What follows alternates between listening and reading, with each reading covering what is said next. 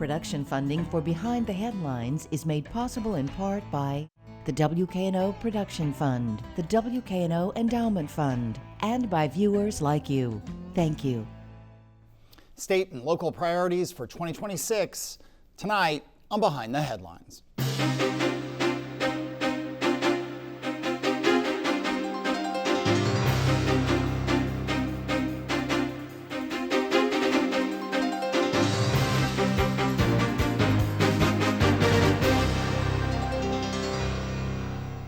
I'm Eric Barnes with the Daily Memphian. Thanks for joining us. I am joined tonight by two elected officials from the Memphis-Shelby County area. Shante Avant is the Shelby County Commission Chair. Thanks for being here. Thank you for having me. Raumesh Akbari is Senate Minority Leader for representing the Memphis area. Thank you for being here again. Of course. Along with Bill Dries, reporter with the Daily Memphian. I'll note at the top real quick before we get started, we have two Democratic officials here and we're really happy to have them. We reached out to some Republicans. We couldn't get it scheduled. We will certainly get them scheduled in the past. And again, as I always say to people, it all kind of balances out over time. But again, thank you for being here. You are about to start a state senate, the state legislative session here in a couple of weeks. County Commission, you're in your, fourth year now, just elected chair in September. It's hard not to start with the task force and with the various parts of it. And I always try to break it down, and I think other people who've sat at this table and talked about it, elected officials, residents, citizens. There's the National Guard element, which is its kind of own entity, where you see a lot of traffic enforcement, you're not quite sure. There's the U.S. Marshals, TBI, the state troopers who are here often, but now here in bigger numbers or have been here in bigger numbers. And then there's the ICE part. And you can disagree with that breakdown. With the surge of the non-ICE federal, with the U.S. Marshals, with the TBI, with FBI, with the other surge warrants, a lot of people who've come to the table and here, Democrats and Republicans, have welcomed that surge of law enforcement where it's been focused on slowing down the roads, violent criminals, outstanding warrants. For that portion of what's been done, do you agree with that take or disagree? You know, I'll tell you, we've had a long history of the Tennessee Highway Patrol doing surge work in Memphis. It's something that we've asked for, especially when it comes to enforcement on our highways. Obviously, crime is an issue nationwide. So anytime we can have additional resources that's coordinating properly with our city and our state officials, and particularly with MPD and Mayor Young, I welcome it. Obviously, the ICE element is one that I am not a fan of. I think that they are not going after those who we really need to have folks that are committing crimes. Instead, it's more so creating a culture of fear. But definitely, if you're looking at, weapons on our streets, drugs on our streets, trying to find people who have these warrants for severe crimes, I welcome that. I just want to make sure that it's done in a humane way. And your district includes what parts of Memphis and Shelby? So my district starts in Millington, but it includes South Memphis, Southwest Memphis, Whitehaven, Cooper Young, Central Gardens, and parts of downtown. It's about 200,000 people. Yeah. Same question to you.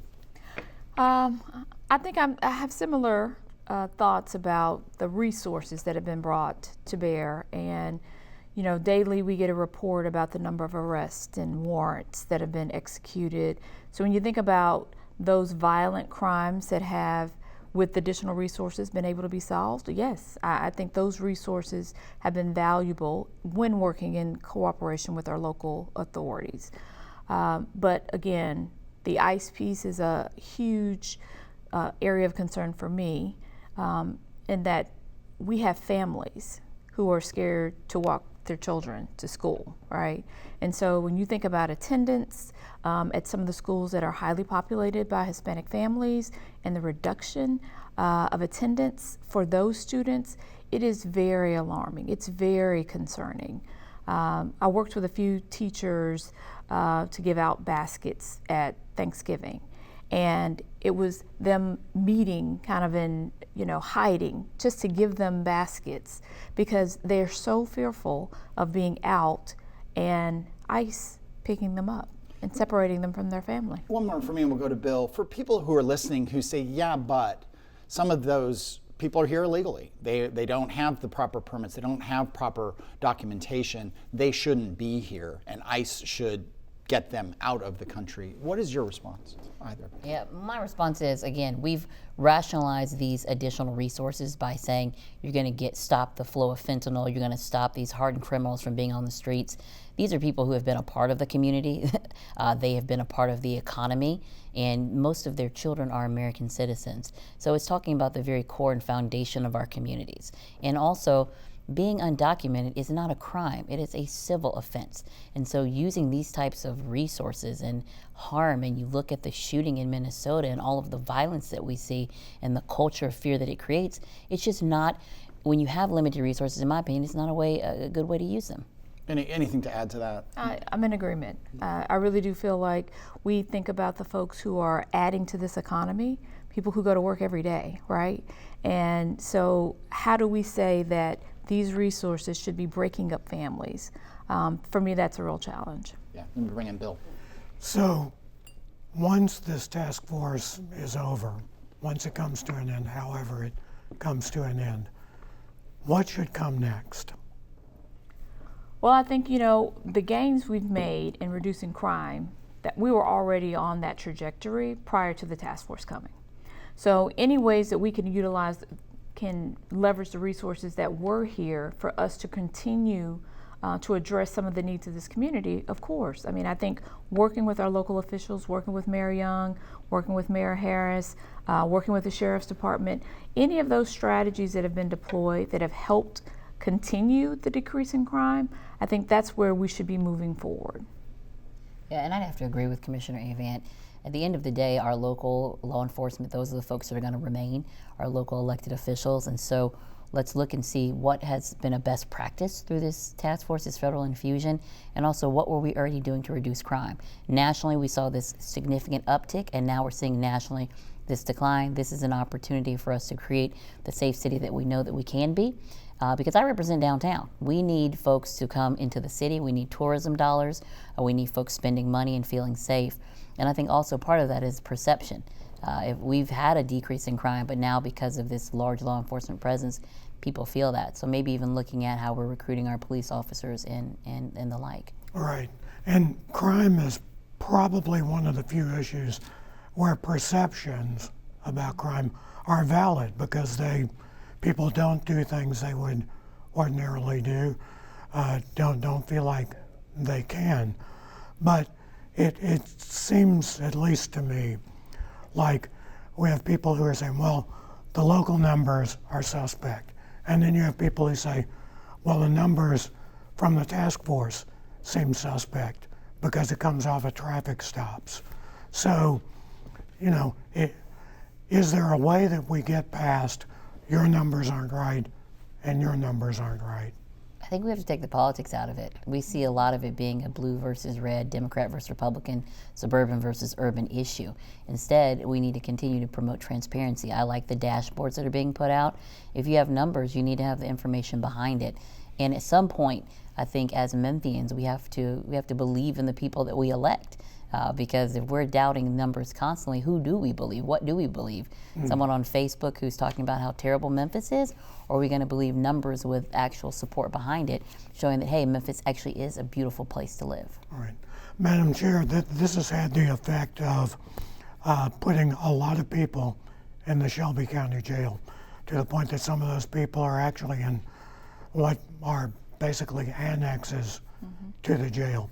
Has this heightened the issue for the County Commission? Oh, absolutely. I mean, when we think about the resources, just as of October of last year with the surge, when the surge began, we had double-digit increases in what we are spending from both corrections, from general sessions, and from the Sheriff's Department. And that's, salaries, it's overtime. When you're thinking about the number of people who are coming into the jail, we have to house and feed each inmate.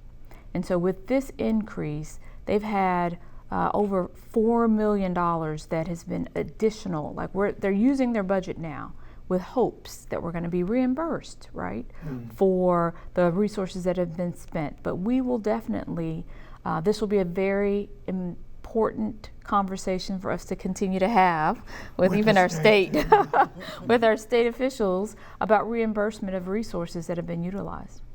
And Madam Leader, what do you hear on the state side. Has this changed the dynamics of what was some hesitancy from the Republican leadership to commit to state money for a new jail? I don't think so, honestly. I mean, the conversation was pretty difficult last year.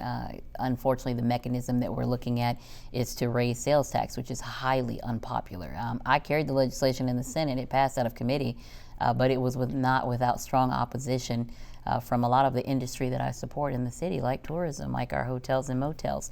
So I don't think so, but the fact remains 201 Poplar is a humanitarian crisis. We know that to be true on a federal level. I hope that with the alleged additional resources that hopefully will be reimbursed for, they'll also look at providing some resources for a new facility, because at the end of the day, these are going to result in lawsuits, and that's more taxpayer dollars being spent. But $1 billion is a significant price tag for a new facility. People are okay with paying for new schools, but when you talk about paying for a new jail, it gets real tricky. And I remind folks, when I first ran for office, a referendum to increase the sales tax for pre-K failed. So it's certainly, to build a new jail, I don't anticipate it would be successful anyway.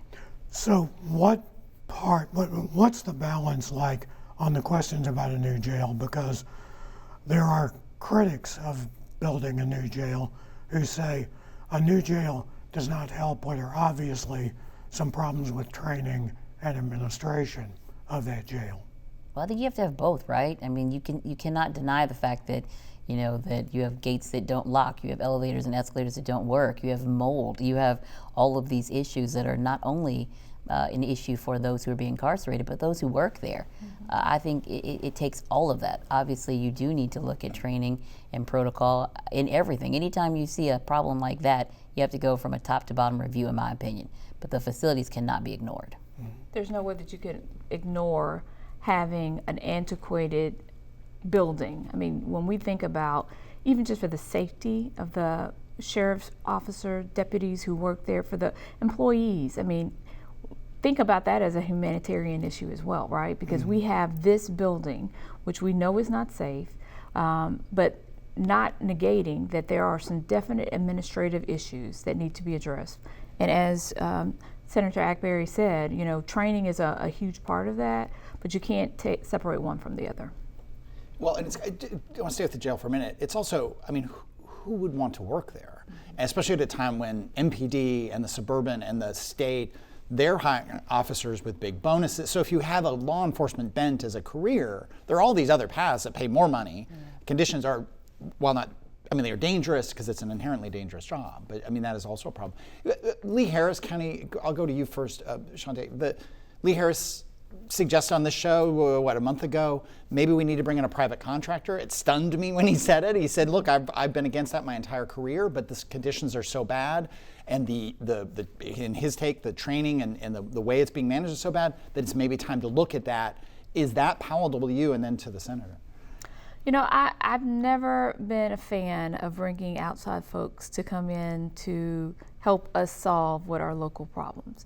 Now, if the administration, the sheriff, decided that that was something that he needed additional support with, I could support that, but it would not be my preferred. Senator? Yeah, definitely not. I think we look at core civic and the issues that we've had in our state prisons, from food just being moldy to inmates not getting the care they need when they're patients. We look at training and issues and this need to fill beds. It has not been a successful venture. Now, to that end, I think there is value in a public-private partnership when we talk about building a new facility, but it has to be done in a way that's more beneficial to the community. Core Civic being one of the big contractors, yes. prison management contractors. I'm going to shift gears a bit. County finances, and I'll go to you, County Commissioner. The state comptroller, and sometime last year, said we don't want any more borrowing, any more issuing of debt by the Shelby County government. We're concerned about the financial situation. There was some concern about cash being very tight toward the end of the year.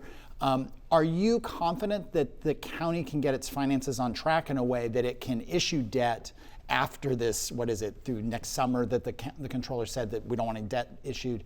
That feeds into the jail, it feeds into the schools, things we've mentioned, road construction, all the bread and butter of government, let alone the big projects, Regional 1 potentially. Give us your take on county finances. Yeah, so it obviously was alarming for us to get the letter that we did from the comptroller. And we know that internally there were some things that had to be corrected through the administration. But I am confident that we will be able to go out to issue debt for projects that we will have in fiscal year 27. When this occurred, I think some of the challenges that we knew were before us were we had the surge, we had additional resources that the county was utilizing. But there's this time of year every year that cash flow is low, right? Because we depend on the largest part of our revenue comes from our taxes, right? From county taxes. And so there are two tranches that fall at different times of the year, and that's always this cash flow problem, but it does not negate that there needed to be, from a managerial from an administrative standpoint, that there should have been something done. We have about 10 minutes here. Unless did you want to add anything on that comptroller I'll say situation? real quickly. Yeah. When I saw the report, I immediately called the comptroller, and he explained to me what was going on. And I think it is an issue with the administration, and they've got to step up and do what they're supposed to do. They were aware of this issue, and it puts the county commission in a very tough position. So I'm hoping it will be corrected. Do what they have to do, being what the comptroller is saying there are deficiencies in the reporting or that they've provided that put him in a position to reject it. Let me switch gears. We have 10 minutes left to show. Let me remind everyone, too, if you're coming in late, we have two Democrat officials here today, which we're very happy to have. We had reached out to some Republicans. They couldn't get scheduled. We'll get, over the course of the next weeks and months, we will certainly have Republicans on and more Democrats and so on. But I guess I'll start with you, Senator. I mentioned Regional 1. It's a big priority for Reginald Cooperwood and the administration of Regional 1. Lee Harris has really put a lot behind it. The County Commission has committed some $400 million over time to it. It's expected to be $1 billion plus project. The state so far hasn't come forward. What is your sense of why, or is there among your colleagues any sense that will change, that they will come forward with money to support a new Regional 1? Well, I'm hoping that they will. Obviously, Regional 1 is a leader in this region, providing trauma care. I'm excited about the promise of what it will bring to our community, not just for the care people will receive, but also for our economy.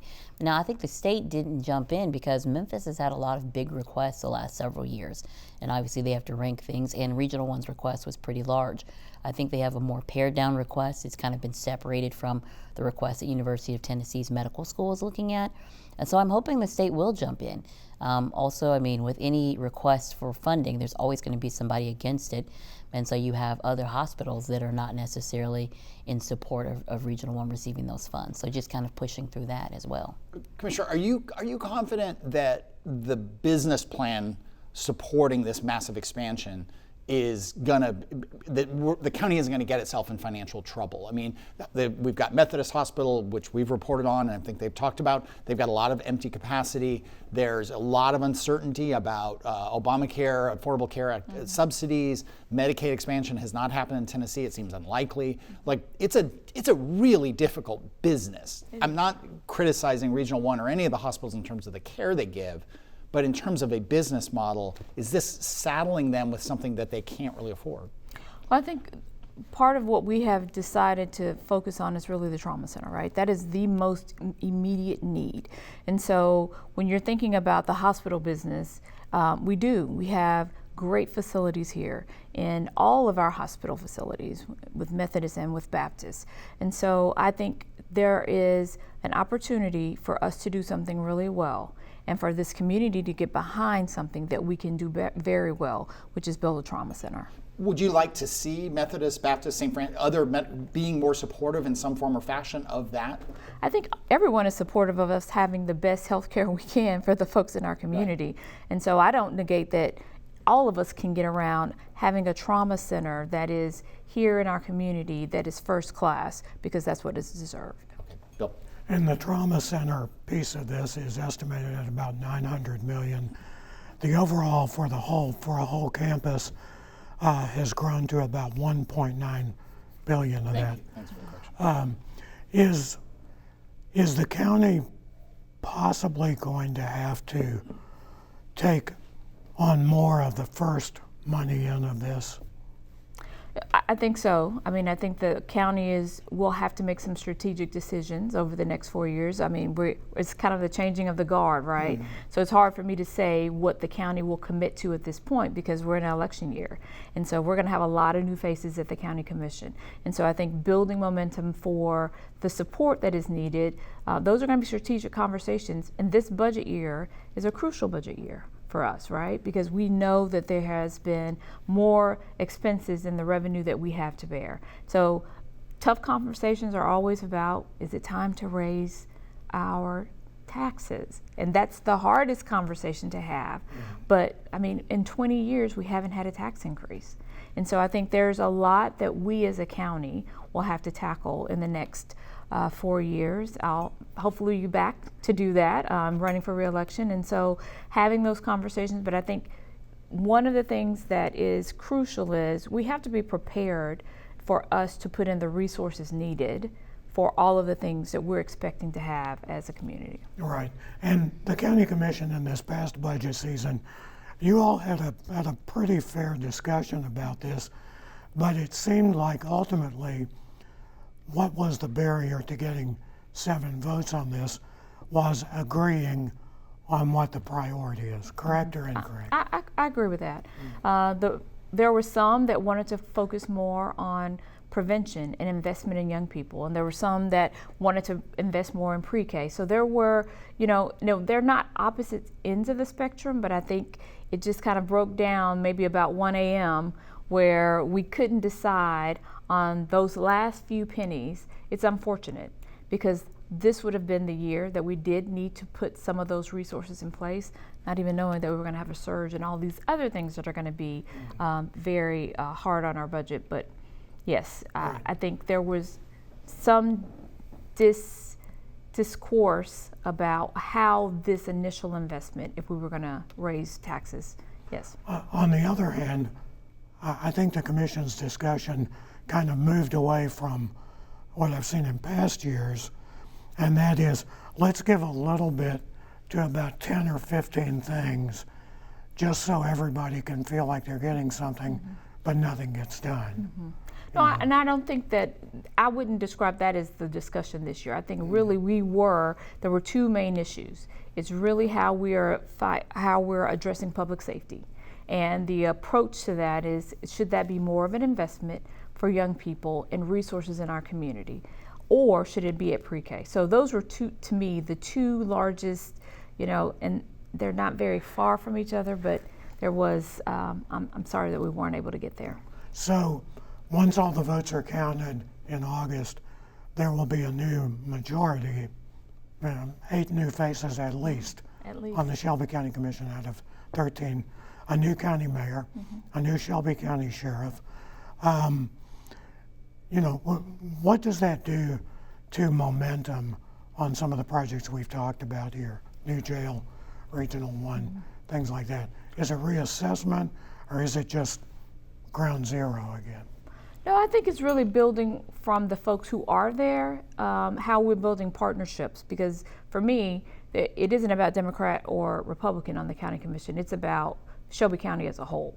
And so I have never been shied away from making sure that I'm able to talk to people across the aisle to get some things done. So I think it's really taking, we'll be senior leaders on the commission. And so I see that as part of my responsibility in building a coalition of people who can understand the investment that has been made, and then how do we move those things forward. With just a couple of minutes, really a minute and a half left here, I want to switch to the county clerk. The county clerk, Wanda Halbert, is, I believe, termed out this year. There'll be a new county clerk race this coming year. But I can't say everyone's frustrated because she was elected and re-elected. But I know at the county commission level, the county mayor, there's been immense frustration. wheel tax revenue. All of us in Memphis see this huge number of temporary tags. They're just, the auto dealers are frustrated. They're and it's kind of the bread and butter of government on a certain level of what people want. They want roads without potholes, they want safe streets, they want schools, and they want kind of that bread and butter stuff to work. And at the state level, there have been some state efforts to have accountability on the performance of the county clerk that really haven't happened. The county commission has had the same experience. From the state, is there a better role for the county clerks, not just in Shelby County? Well, I think statewide, we really have to make sure that we're getting qualified people there. I always kind of go back and forth with should they be appointed, should they be elected. You don't want it to be a political appointment as well. But at the end of the day, that's a very critical role. And we really have to weigh our candidates and those who can actually do the job in the way that we need, because I get complaints from auto dealers in Georgia who are upset about what's happening I'm here. sure. I mean, constituents must call you. Oh, They yeah. must email you. Yeah, and your folks. constantly. Yeah. Same for you. The county commission has tried even before you were on there. Do you look back and say we need a better structure? You know, I think I would encourage people who are thinking about who they want to be the next county clerk. Think about experience. It is an administrative role of people who need to have experience administrating an office with so many multiple functions. And so that would be my recommendation to anyone as you're making a decision and pulling pulling that lever. That's important. Okay. Thank you both. Thank you for being here. Thank you, Bill. Thank you for joining us. If you missed any of the show, you can get the full episode online at WKNO.org, the Daily Memphian YouTube. You can also download the show as a podcast wherever you get your podcasts. Thanks very much, and we'll see you next week.